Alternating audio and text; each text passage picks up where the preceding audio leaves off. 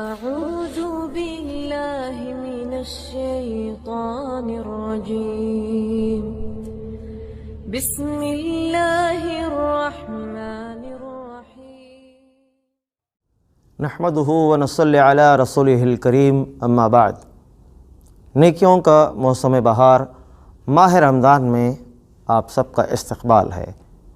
میرے بھائیو، دوستو اور ماں اور بہنوں، رمضان المبارک میں کیے جانے والے اعمال میں سے ایک نہایت ہی اہم ترین عمل تلاوت قرآن پاک ہے۔ تمام مسلمان بھائی اور بہنوں کو چاہیے کہ وہ رمضان کے مہینے میں دوسرے مہینوں کی بنسبت قرآن مجید کی زیادہ سے زیادہ تلاوت کریں۔ کم از کم پورے مہینے میں ایک مرتبہ ہی صحیح قرآن مجید کو ختم کرنے کا ہم عزم کر لیں۔ اگر ایک سے زائد 2-3 مرتبہ بھی آپ قرآن مجید ختم کرتے ہیں تو یہ آپ کے لیے بڑی سعادت مندی کی بات ہے۔ پیارے نبی صلی اللہ علیہ وسلم ماہ رمضان میں قرآن مجید کی تلاوت کا خصوصی اہتمام فرماتے اور رمضان کی ہر رات حضرت جبرائیل علیہ السلام کو قرآن مجید سناتے اور تلاوت قرآن پاک کی فضیلت کو بیان کرتے ہوئے پیارے نبی صلی اللہ علیہ وسلم نے فرمایا، من قرأ حرفا من کتاب اللہ فلہ بہ حسنہ، جو اللہ کی کتاب سے قرآن مجید سے ایک حرف بھی پڑھتا ہے تو اللہ تبارک و تعالی اسے ایک حرف کے بدلے ایک نیکی عطا فرماتے ہیں۔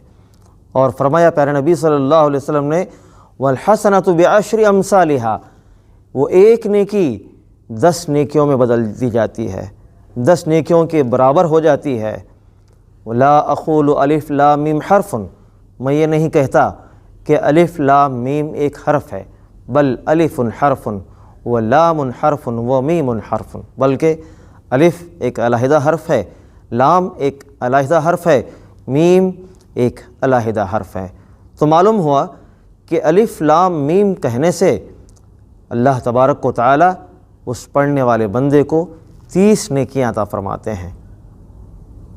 تو ہم عزم کریں کہ اس طرح سے بے شمار نیکیاں قرآن مجید کی تلاوت کے ذریعے اس مہینے میں ہم حاصل کر سکیں۔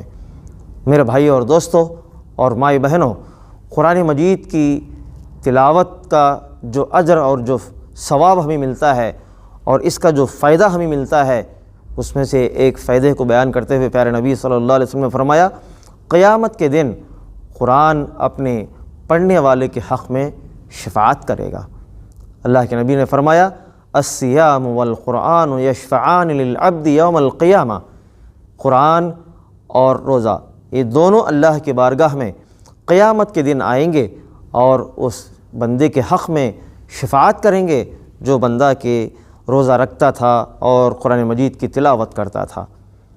یقول الصیام اے ربی منعتہ الطعام والشہوہ فشفعنی فیہ، روزہ کہے گا کہ اے پروردگار، یہ مجھے رکھتا تھا اور میرے خاطر اس نے اپنی شہوت کو اور اپنے کھانے پینے کی چیزوں کو اس نے چھوڑ دیا، اے اللہ اس بندے کے حق میں میری شفاعت قبول فرما۔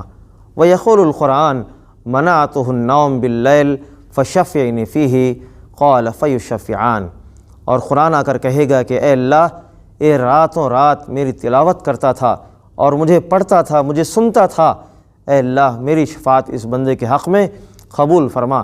چنانچہ اللہ تبارک و تعالی روزہ کی اور قرآن ان دونوں کی اس بندے کے حق میں سفارش کو قبول فرمائے گا اور اس کی گناہوں کو بخش کر اسے جنت میں داخل فرما دے گا۔ کتنی بڑی سعادت کی بات ہے میرے بھائیوں۔ بعض بھائی کہتے ہیں کہ ہمیں قرآن مجید کی تلاوت میں بہت مشقت ہوتی ہے، بہت تکلیف ہوتی ہے، تیزی سے پڑھا نہیں جاتا۔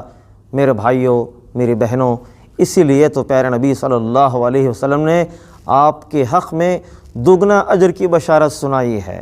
کہا، والذی یقرأ القرآن ویتتعتع فیہ وہو علیہ شاق لہ اجران، ایسا شخص جو قرآن مجید کی تلاوت کرتا ہے اور اس پر قرآن مجید کی تلاوت شاق گزرتی ہے، بہت بھاری ہوتی ہے، بہت مشقت اس پر گزرتی ہے، اٹک اٹک کر وہ پڑھتا ہے، تکلیف سے وہ پڑھتا ہے، تو اللہ تبارک و تعالیٰ ایسے شخص کو دگنا اجر عطا فرماتے ہیں۔ لہٰذا اس مہینے میں تلاوت قرآن کا خصوصی اہتمام ہم سب کو کرنی چاہیے، تاکہ کل قیامت کے دن قرآن مجید ہمارے حق میں شفاعت کا ذریعہ بن سکے۔ اللہ تبارک و تعالیٰ سے دعا گو ہوں اللہ تعالیٰ ہم سب کو ان باتوں پر عمل کی توفیق عطا فرمائے۔ وآخر دعوانا ان الحمد للہ رب العالمین، والسلام علیکم ورحمۃ اللہ وبرکاتہ۔ رمضان کا مہینہ مبارک ہو،